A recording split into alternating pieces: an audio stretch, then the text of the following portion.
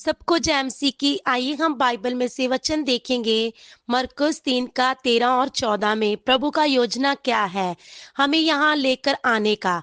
प्रभु यहाँ हमें ऐसे नहीं लेकर आया, बल्कि उसकी मर्जी है अच्छी संगति मिले, यहाँ प्रभु हमें बनाने के लिए लेकर आया है। प्रभु यीशु मसीह आज्ञाकारी बनकर रहा, अपने बाप की मर्जी को पूरा करने के लिए परमेश्वर के कद तक बढ़ता गया। जब यीशु स्वयं परमेश्वर होकर इस धरती पर शून्य बनकर रहा, हम तो मनुष्य हैं, हमें क्यों रुकावट होती है कि हम शून्य नहीं बनते। जब अपने आप को दीन करेंगे, नम्र बनाते जाएंगे और आज्ञाकारिता में रहते हुए हम भी पिता की मर्जी को पूरा कर सकें, चाहे मौत तक जाना पड़े। प्रभु ने उनको बुलाया। यीशु के साथ साथ वे 12 चेले रहते थे। आगे हम देखते हैं, क्योंकि वह बुद्धि से चलते थे और चेलों का स्वभाव भी अलग अलग था। सबका स्वभाव अलग अलग होने के कारण आज हम देखते हैं मनुष्य सेवा भी करता है, प्रभु के हर काम में आगे है। फिर भी जब समय आता है प्रभु उसको परखे, फिर उस परख में क्यों गिर जाता है? क्योंकि अपने आप को दीन नहीं किया। अगर हम प्रभु को अपना सारा जीवन मन से समर्पण के साथ सौंपेंगे तो प्रभु हमें आगे बढ़ाएगा। इधर हम दो चीजों के बारे में देखते हैं, एक बड़ा बनने का और एक छोटा बनने का। जो अपने आप को छोटा समझ रहा है, उसे पापों के कारण हृदय से पश्चाताप आ रहा है। जो अपने आप को दीन समझता है, छोटा बनाता है, वे परमेश्वर के सामने सिर भी उठाना नहीं चाहता। हम तो भी घमंड से चलते हैं।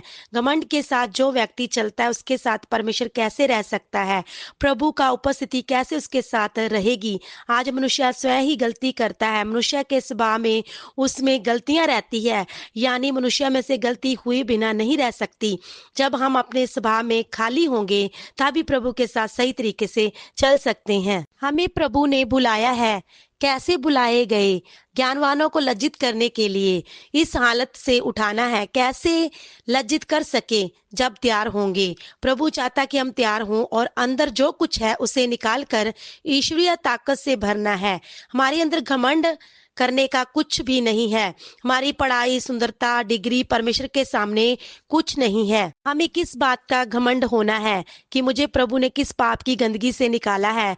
हमें फ्री में उधार नहीं मिला, ये सोचकर प्रभु के काम को करना है। अगर हमारे अंदर इन सब चीजों का घमंड है, हम कभी कभी दूसरों को उधार के मार्ग पर नहीं ला सकते, बल्कि स्वयं भी गिरे हुए हैं। यीशु से सीखना है, उसका जुआ अपने ऊपर लेना है, तभी नम्र और दीन बनेंगे। ये प्रभु की आज्ञा है। हमें बालकों के समान बनना है। बालकों को कुछ भी पता नहीं होता। अगर कोई व्यक्ति उसे जहर भी दे दे, बल्कि बालक चीज समझकर उसको खा लेगा। हमें छोटे बनना है, निर्बुद्धि की तरह नहीं, बल्कि छोटे बनकर ही रहेंगे तो ही प्रभु के सामने हम खड़े रह सकेंगे। जो व्यक्ति अपने आप को दीन करके चलाता है, भय के साथ प्रभु का काम करता है, वही प्रभु की उपस्थिति में रह पाएगा।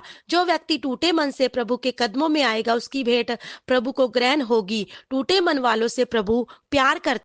प्रभु ने हमें बुलाया, हमारा अभिषेक भी किया है, फिर भी हम ऐसे बैठेंगे तो कौन उनके पास जाएगा? जिनको शैतान ने बांध कर रखा है, सुसमाचार ना जाने के कारण वे कंगाल हैं, वे भूखे हैं। शैतान ने बांध कर अपने कब्जे में उनको रखा है, उनको गुमराह करता फिरता है। अगर हम ठीक नहीं होंगे तो कभी भी परमेश्वर के सामने ठीक नहीं हो पाएंगे। प्रभु चाहता है कि हम उनको छुड़ाएं। उनकी आत्मा को शैतान ने बांध कर रखा है। हमें ये ना सोचते हुए बैठे कि हम अच्छा प्रचार नहीं कर सकते।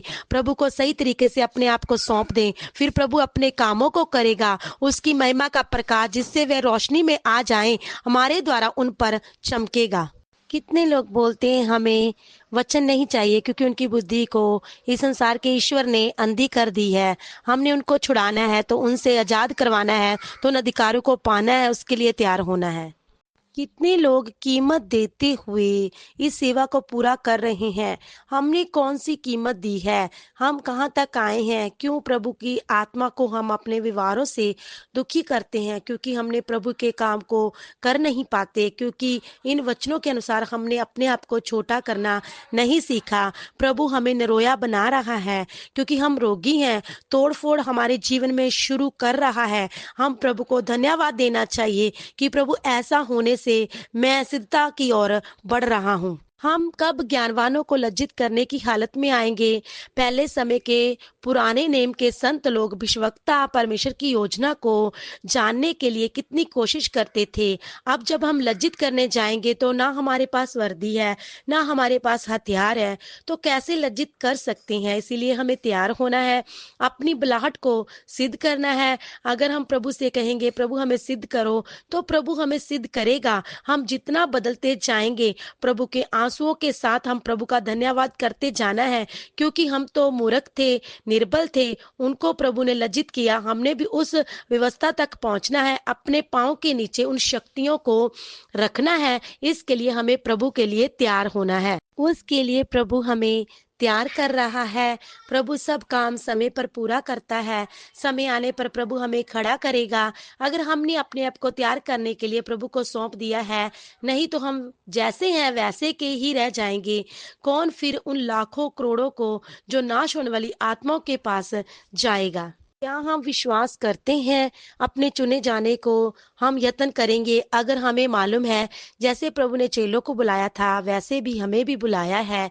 इसीलिए इस बुलाहट को कीमती समझना है। प्रभु ने जैसे कमजोरी के साथ द्वारा बुलाया है, उसी कमजोरी के साथ प्रभु हमें सिद्ध करता जा रहा है।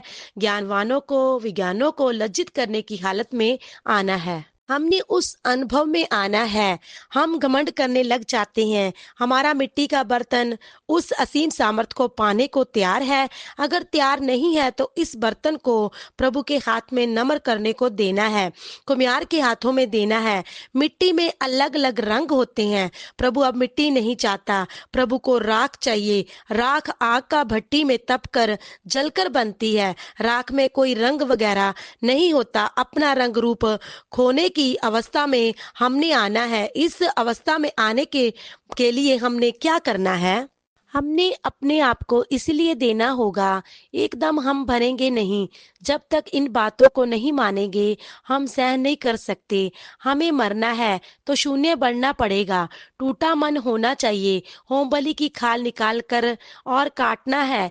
जीते जी चढ़ाना है, जीते जी मरते जाना है। जब कुछ हमें मालूम हो रहा है, वचन टुकड़े टुकड़े करता है। बलिदान होने का समय यही है।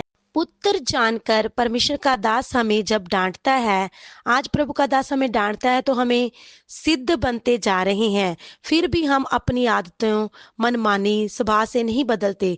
हमने इस स्वभाव से बदलना है। जैसे प्रभु यीशु का स्वभाव था, वैसे हमारा भी होना है। आमीन।